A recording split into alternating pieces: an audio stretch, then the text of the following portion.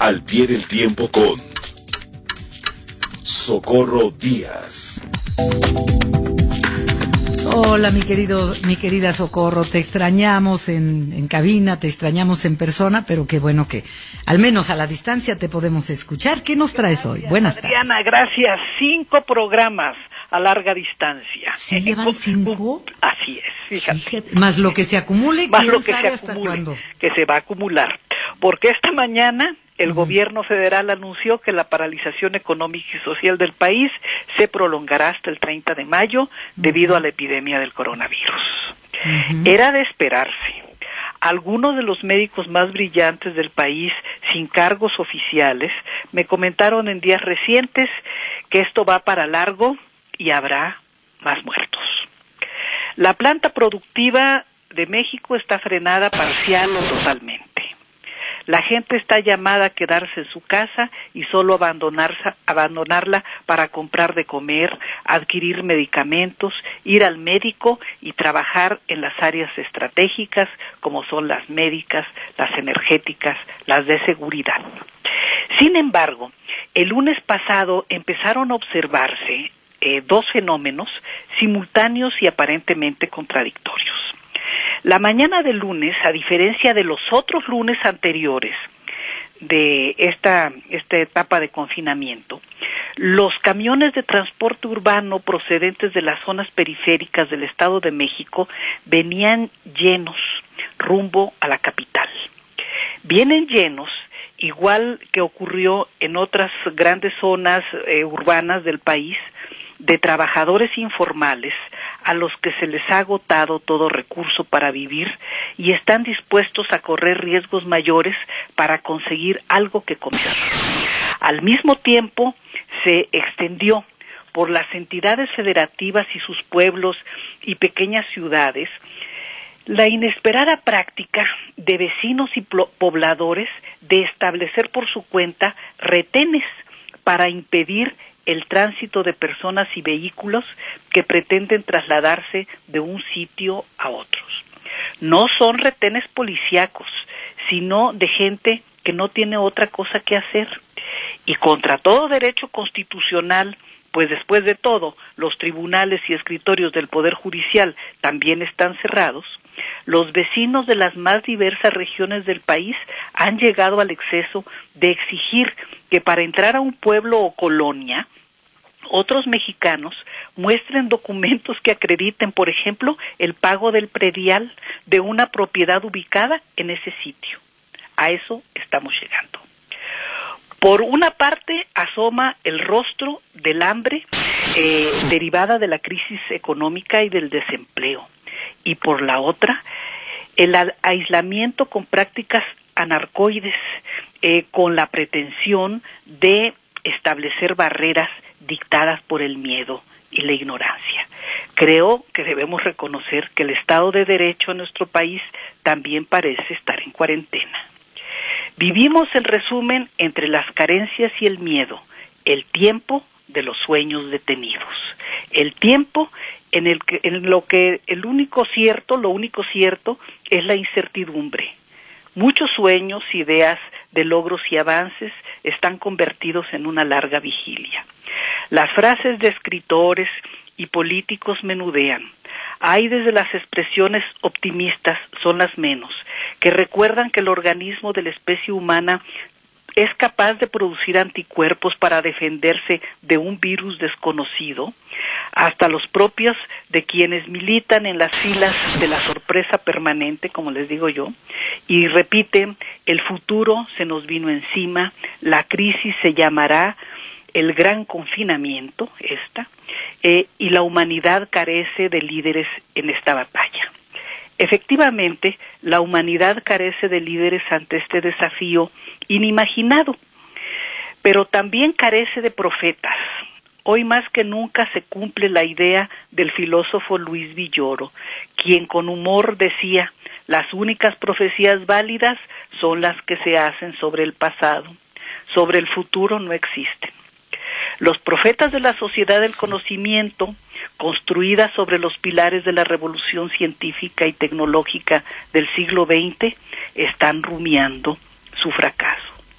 Las ciencias médicas, una de las áreas más avanzadas de esa revolución del conocimiento, está enfrentada a una epidemia como las que ocurrieron, por ejemplo, entre el año 541 y 544 de nuestra era. Esto es hace 1500 años. Fíjate, si me permites aquí una pausa, Socorro, estaba recordando que hace algunas semanas leí de una científica italiana, dice, pues miren cómo estamos, efectivamente, no lo expresaba como tú, pero a través de tanta historia de la humanidad, se gastan millones y millones de dólares en deportistas que hacen competencia a ver quién gana más, 40 millones, 50 millones por partido, por semana, de béisbol, de básquetbol, de fútbol, de lo que quieras, pero no han volteado a invertir en la ciencia, en la investigación. En la investigación científica que tanto nos falta. Fíjate, esto que estoy diciendo de hace 1500 años lo narró Procopio de Cesarea y lo recoge en una entrega semanal Vicente G. Olaya en El País. Y fue un brote de peste bubónica que llegó, ¿de dónde crees? De China, a las costas de Hispania, hoy España. Fíjate nada más, pero además seguimos sin aprender, pagando millones pues a los deportistas y haciendo a un lado la inversión en la investigación científica. Me pregunto, este virus llegó para quedarse como otros, pero lo peor es que pueden venir otros también y peores que este. ¿Seguiremos dejando de invertir en investigación científica? Pues espero que aprendamos de esto y dediquemos menos dinero a la frivolidad y al divertimiento, al espectáculo, y más dinero al conocimiento de a de veras, ¿verdad? Porque asombran las similitudes del comportamiento humano de entonces y siempre ante la enfermedad y la muerte. En La Peste, una novela de Albert Camus, escrita en 1947, sobre otra peste bubónica que asoló la ciudad de Orán en Argelia, el gran escritor francés deja páginas que parecen un video de lo que estamos viviendo hoy en cuanto a conductas, el temor al contagio, el rechazo a los médicos, y aquí vale agregar en la realidad actual a todo el personal médico, porque hay circunstancias en que el ser humano se vuelve irracional, se vuelve ignorante, se vuelve bárbaro. El Premio Nobel de Literatura nombra y anticipa en La Peste el papel de algunos medios de comunicación. En medio de la epidemia, alguien funda y hace circular en ese pueblo de Argelia el Correo de la Epidemia, un periódico dedicado a dar cuenta de los muertos que se acumulan día a día, de los contagiados y a publicar anuncios, lo cito textualmente, de nuevos productos infalibles para prevenir la peste. Hoy están presentes en algunos periódicos de provincias notas falsas de cadáveres amontonados en Chihuahua y fotos de las 20,000 bolsas de plástico. Fíjate, ahora sí están fabricando bolsas de plástico para, pretendidamente, meter los cadáveres que se vayan acumulando en el país. Estamos muy informados sobre el avance del mal, pero todavía no hay una sola luz de esperanza acerca de la vacuna o el medicamento capaz de detenerlo. Quien habló de la falta de líderes políticos, por cierto, fue el exitoso autor de bestsellers, Yuval Noah Harari, quien escribió De animales a dioses y también un libro que se llama Hombre Dios. Y llega a sostenerlo así textualmente, que es probable que los próximos objetivos de la humanidad sean la inmortalidad, la felicidad y la divinidad, toda vez que se ha logrado mantener a raya el hambre, la peste y la guerra. Sí. Son sueños frenados los de políticos y profetas que han creído alcanzables la inmortalidad aquí y ahora y la felicidad para que los seres humanos seamos los dioses que hemos inventado y a los que atribuimos esas virtudes. Pero Adriana, la realidad no nos gusta. No le gusta a muchos políticos y dirigentes que ni en sus peores pesadillas imaginaron estar al frente de sus países en medio de este horror. A mí tampoco me gusta hablar de esto que no imaginé vivir. Pero en la dura realidad de México, nuestro gobierno tiene tareas inevitables e inmediatas. Está obligado a proteger con todo el equipo e instrumental especializado y todo el resguardo de seguridad al personal médico de los hospitales para que no sea agredido y también para que no se contagien ni sean focos de transmisión. Ellas y ellos tienen la responsabilidad social, se los digo con mucho afecto y con mucho reconocimiento y respeto, de vestir de civiles. Es una manera de no exponerse. 2, creo que deben ampliarse los acuerdos con la iniciativa privada y social, como ya se hizo con los particulares dueños de hospitales, para ampliar la disponibilidad de espacios donde se atienda a los enfermos que vayan llegando. 3, si va a haber retenes en pueblos y ciudades, es obligado que estén a cargo de las fuerzas del orden con protocolos definidos, sí, no a cargos de espontáneos, abusivos o de asaltantes disfrazados. Así es. Creo que es urgente, porque hoy lo leí en la mañana, atender los casos de personas contagiadas en las regiones indígenas. Nuestros pueblos indígenas son los más pobres, son los más aislados y son los más vulnerables frente a una epidemia de esta naturaleza. En Nueva York, el mayor número de muertos porcentuales son los afroamericanos y los inmigrantes de origen latino, porque son los que menos acceso tienen a hospitales y a servicios médicos. 4, aquí hablé hace una semana, creo, de la Profeco y de sus tareas. Ahora llamo a la CONDUCEF, que es a la Comisión Nacional para la Protección y Defensa de los Usuarios de Servicios Financieros, para que protejan a los cuentavientes bancarios y pequeños ahorradores. Tenemos que reconocer la realidad. El sistema bancario está operando saturado, lo está haciendo saturado, fuera de sus normas de seguridad acostumbradas, debido a lo que llaman el sistema de trabajo home office, o sea, oficinas desde la casa. Y las oficinas desde la casa no tienen los recursos que se tienen en las sucursales bancarias. Los recursos de los usuarios están hoy entre la fragilidad informática sobresaturada y los riesgos de abusos.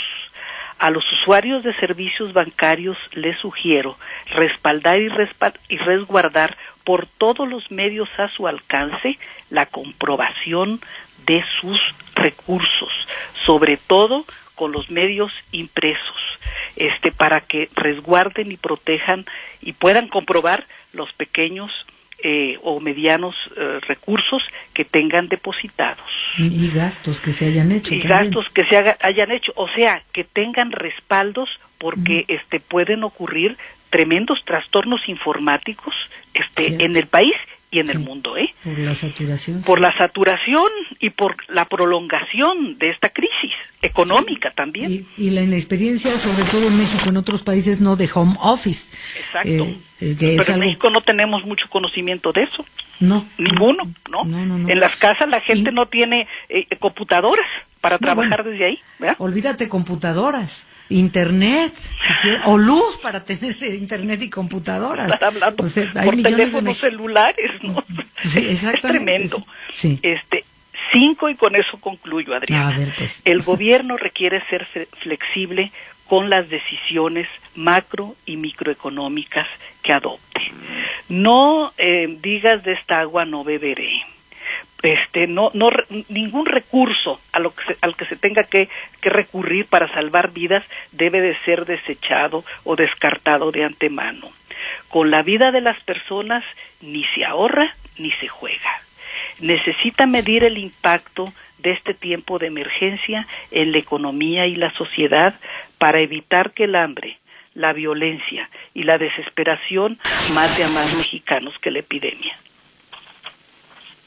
Fíjate, porque sí, hay todo eso, hay desesperación y la violencia no ha parado, inclusive, pues según datos tanto oficiales como no oficiales, la violencia en el mes de marzo estuvo escandalosamente alta como nunca en la historia. Y cada mes decimos lo mismo, más en enero como nunca, más en febrero como nunca. Y hoy precisamente el INEGI daba a conocer una de las encuestas, la Nacional de Seguridad Pública Urbana, en la que elabora el INEGI, y hay un incremento respecto a la medición de diciembre del año pasado de cómo la población considera sentirse insegura en su ciudad, en su colonia, en su barrio, y tiene pues como los trabajos que hace impecables que hace el INEGI por colonias, por ciudades, por estados, etcétera, etcétera. O sea, la violencia no le tiene miedo al virus, no se tienen miedo entre ellos, que se ven y se conocen, menos a un enemigo invisible que es un virus, ¿verdad? Mira, eso, y por el otro lado, ¿qué están haciendo o qué van a hacer muchas personas jóvenes, que fueron las primeras además que han corrido de las empresas cerradas? Que trabajan pues de camareros, en fin, demás, en cafeterías, restaurancitos, fondas, X, Y y Z. ¿Qué van a hacer? Lo que haya, donde pues, haya. Desesperación y violencia, pues cómo no vamos a sentirnos inseguros. Pues cómo no. Pues querida Socorro, ¿hasta ahí? Hasta aquí. Y mira, voy a tomar nota, como lo hice la semana pasada, al día siguiente tuvimos a la Profeco, tomamos nota, y gracias por tu sugerencia al aire, vamos a buscar ya a la Conducef, porque hay que los bancos están trabajando, ¿qué está haciendo la Conducef? Lo sabemos, sí. Para proteger los ahorros de los pequeños ahorradores y los derechos de los usuarios de servicios bancarios. Muchísimas gracias por tu sugerencia, tu comentario, como siempre, querida Socorro Díaz, al pie del tiempo. Un abrazo a la distancia. Adrián, un abrazo a la distancia. Sí, a la distancia.